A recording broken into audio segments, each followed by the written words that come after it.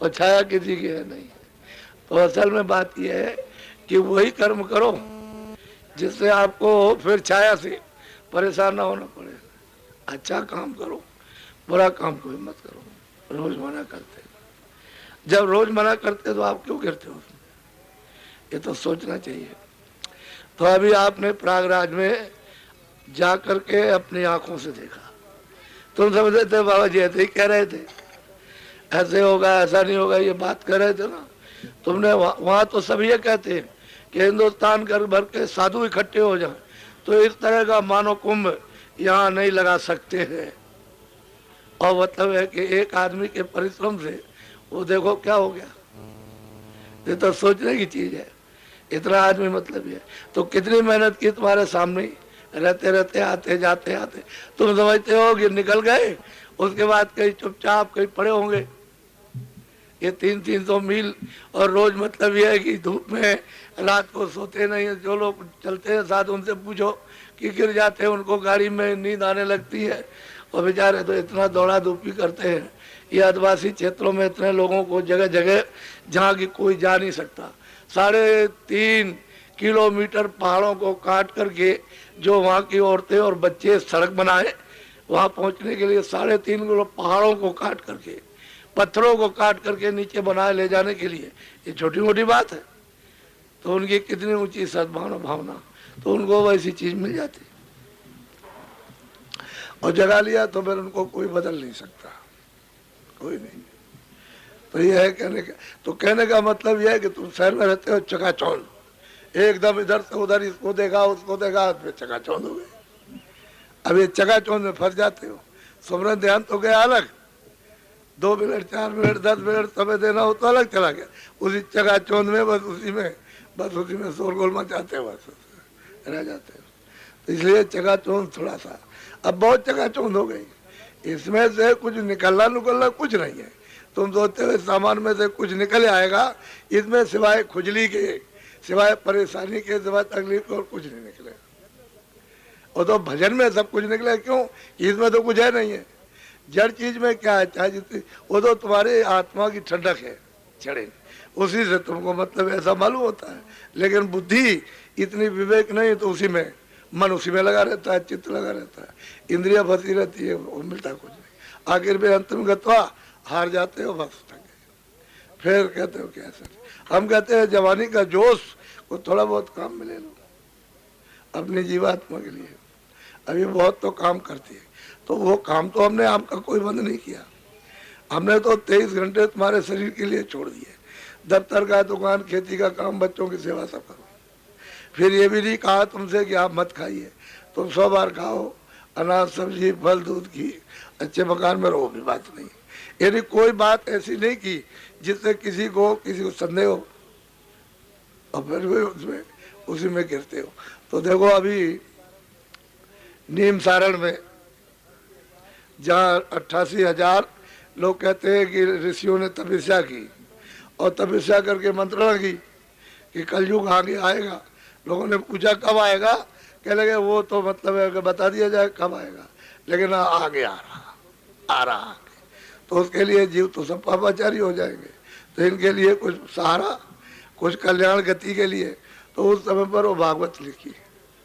आप इसको सुनोगे, इस पर विचार। शास्त्रों को तो समझ नहीं सकते हो, वेदों के श्लोक को नहीं समझ सकते हो, तो उन्होंने एक आधार पकड़ाया कि जीव कुछ सुनते रहेंगे और कुछ सोचते रहेंगे तो कुछ बदलेंगे अपने आप को। लेकिन वो भी भागवत भी घोंट के पी गए, और सत्यनारायण की कथा तो रोज पी जा रही, रोज कुछ नहीं।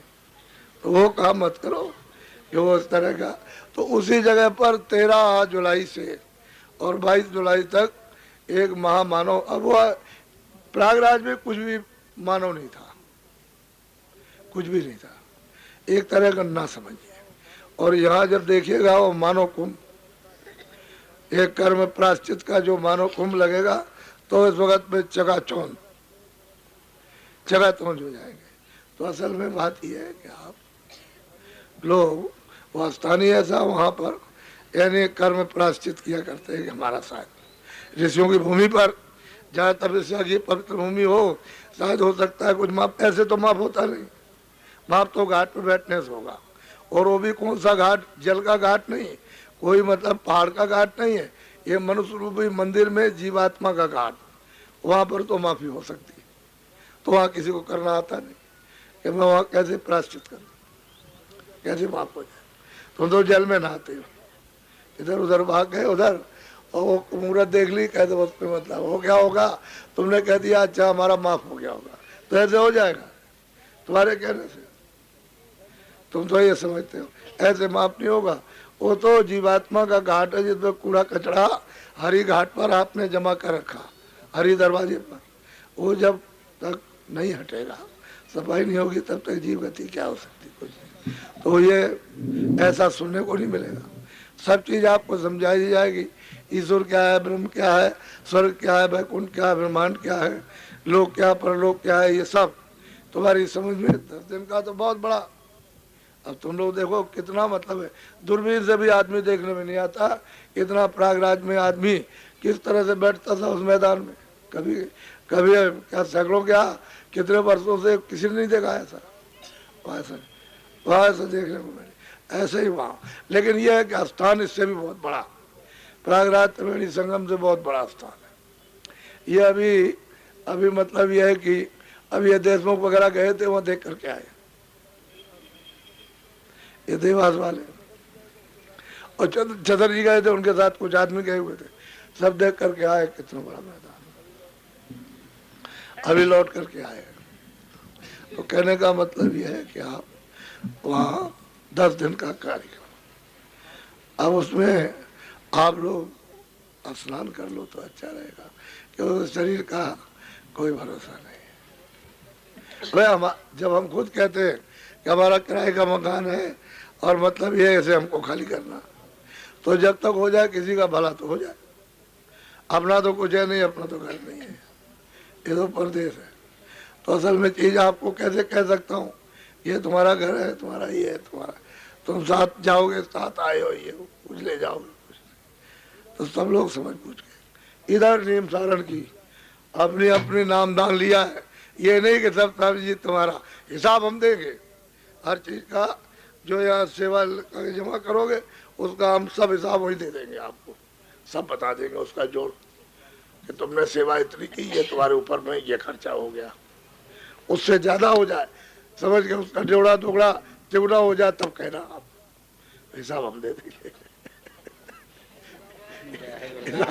हिसाब पकड़ा देंगे, तुम अपना अपना जोड़ लेना, समझ गए। वो तो सब मतलब सब जोड़ना पड़ता है ना। तुम बाजार में जाते हो, हल्दी बगैर काम नहीं, धनिया बगैर काम नहीं, मिर्चा बगैर काम नहीं, जीरा के बगैर कुछ नहीं बनेगा।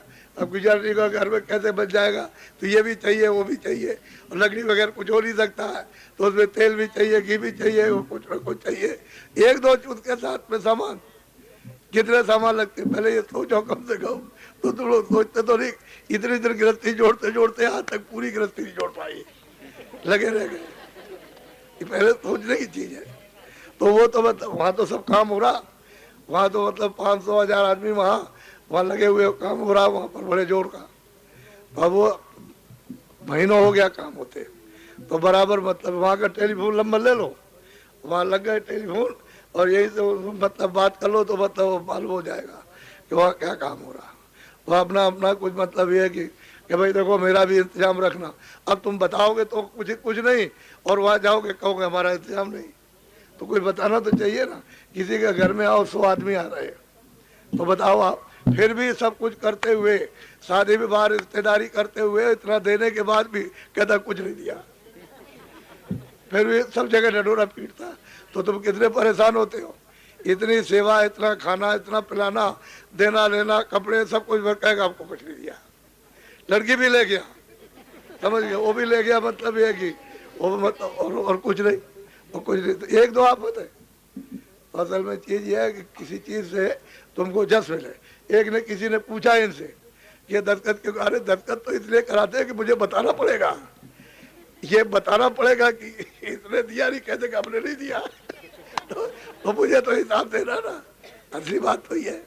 तो दस्तखत सीधा कर दो, दस्तखत करने में कुछ नुकसान नहीं है, क्योंकि हमने भी तो दस्तखत किया, सीधी बात।